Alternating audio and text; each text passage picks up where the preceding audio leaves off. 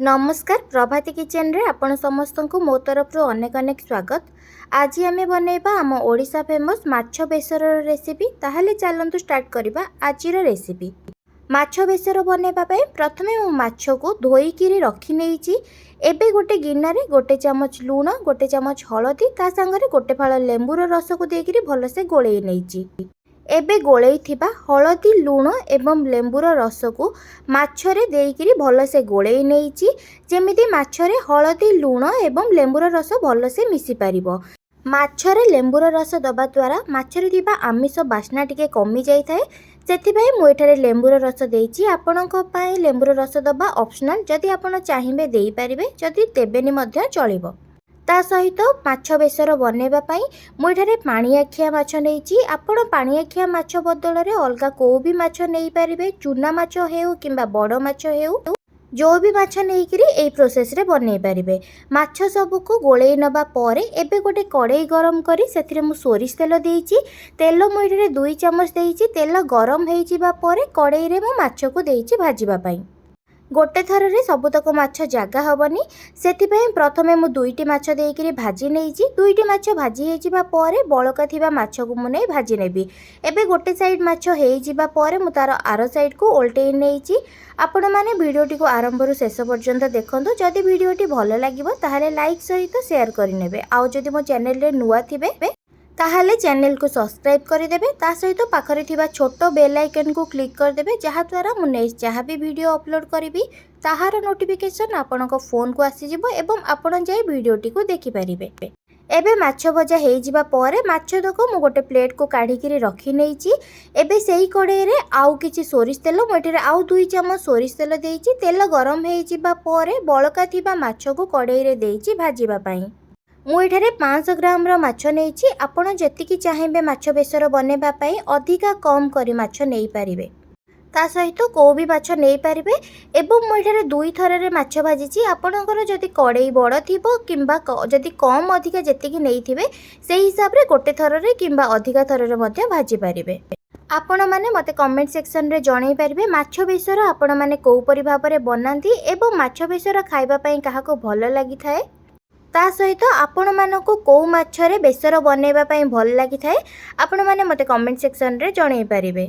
गोटे पट माछ हेइ जिबा परे तार आरो साइड को ओल्टेई नेइची भाजिबा पई। एबे गोटे पटे मो माछ को भाजिबा पई देइकिरी आरो पटे माछर बेसर बनैबा पई मु किछि मसला रेडी करि नेबी। प्रथमे गोटे बड़ साइज रो टमाटो को नै बड़ बड़ करी काटि नेइची। एबे सेई काटि थिबा टमाटो को गोटे मिक्सर रे देइकिरी ताको बाटी नेइची, किंतु आपण जदि चाहिबे टमाटो को छोटो छोटो काटिकिरी मध्य देई परिबे। एबे बाटी देबा परे गोटे गिन्नारे काढिकिरी रखी नेइची। टमाटो बाटिबा भितरे आमे आर साइड रे माछ देइथिले भाजिबा पई। एबे माछ मध्य भाजी हे गलानी। एबे भाजी थिबा माछ को प्रथमरु काढिकी रखिथिबा जो प्लेट रे सेई प्लेट रे ए माछ तक मध्य काढिकिरी मु रखी नेइची। मोर एबे माछ भजा हेइ गला। माछ भजा परे एबे जो कड़ाई रे मु माछ भाजिथिली सेई कड़ाई रे मु आउ 2 चम्मच सोरिष तेल देइची। तेल गरम हेइ जिबा परे सेथिरे गोटा मसला किछि 2टी गुजराती 2-3टी छोट छोट खंड दालचीनी खंड ता संगरे लवंग 2-3टी देइकिरी टिके भाजी नबा परे एबे गोटे बड़ साइज रो पियाज को काटिकी रखिथिली। लंबा लंबा पतला पतला करी मु काटि नेइथिली। एबे सेई पियाज को कड़ाई रे देइकिरी किछि समय पर्यंत भाजी नेबी। पियाज रो कलर चेंज होबा पर्यंत एठी पियाज को मु भाजी नेबी। पियाज रो कलर टिके गोल्डन कलर हेइ जिबा पर्यंत मु एठारे पियाज को भाजी नेबी। गोटे रू 2 मिनिट भितर ही पियाज को मीडियम फ्लेम रे रखिकी भाजी नेबे। पियाज रो कलर चेंज हे गलानी। एबे मु किछि मसला गुंड मसला देइची। गुंड मसला देइकरी सेथिरे टिके पानी देइकरी गोळेई नेइची। गुंड मसला रे मु एठारे प्रथमे हळदी गोटे चम्मच लूण स्वाद अनुसार ता संगरे दालचीनी गुंड गोटे चम्मच जीरा गुंड गोटे चम्मच ता संगरे धनिया गुंड गोटे चम्मच देइकरी मसला को गोळेई नबा परे एबे बाटिकी रखिथिबा टमाटो को मध्य मसला रे देइकरी मु गोळेई नउची। मसला कसिबा टाइम रे गैस को स्लो फ्लेम रे रखिकी मसला को 10 मिनिट पर्यंत कसी नेबे। एबे मु गैस को स्लो फ्लेम रे रखिकी किछि समय पर्यंत मसला को कसी नेबी। गोटे साइड रे मसला को कसिबा पाई देइकिरी आरो साइड रे मु माछ बेसर पाई बेसर रो मसला रेडी करिबी। बेसर मसला पाई गोटे मिक्सर रे 2 ଚାମଚ ଧଳା ସୋରିଷ ମୁଁ ଦେଇଛି। ଧଳା ସୋରିଷ ଜାଗାରେ ଆପଣ କଳା ସୋରିଷ ମଧ୍ୟ ନେଇପାରିବେ। 2 ଚାମଚ ଧଳା ସୋରିଷ ତା ସାଙ୍ଗରେ 2 ଚାମଚ ଜିରା ମଧ୍ୟ ଦେଇକିରି ପ୍ରଥମେ ବାଟି ନେଇଛି। ବାଟି ନେବା ପରେ ସେଥିରେ ଆଉ ଅଳ୍ପ ଟିକେ ପାଣି ଦେଇକିରି ତାପରେ ବାଟି ନେଇଛି। ପ୍ରଥମେ ଯଦି ପାଣି ନ ଦେଇକିରି ବାଟୁଛନ୍ତି ତାହେଲେ ଭଲସେ ଗୁଣ୍ଡ ହେଇଯିବ। ତାପରେ ଅଳ୍ପ ଟିକେ ପାଣି ଦେଇକିରି ବାଟିବା ଦ୍ୱାରା ଆପଣଙ୍କର ସୋରିଷ ମସଲାଟା ଭଲସେ ବାଟି ହେଇଯିବ। ପାଣି ଦେବା ସହିତ ତା ସାଙ୍ଗରେ ରସୁଣ ମୁଁ ଏଠାରେ 8-10ଟି ଦେଇଛି ଏବଂ ଗୋଟେ ଖଣ୍ଡ ଅଦାକୁ ଛୋଟ ଛୋଟ କାଟି ନେଇଥିଲି। ଅଦା ଗୋଟେ ଖଣ୍ଡ, ତା ସାଙ୍ଗରେ ଲଙ୍କା 3-4ଟି। ଆପଣ ଆପଣଙ୍କର ରାଗ ଯେତିକି ଚାହିଁବେ ସେହି ହିସାବରେ ଲଙ୍କା ଦେବେ।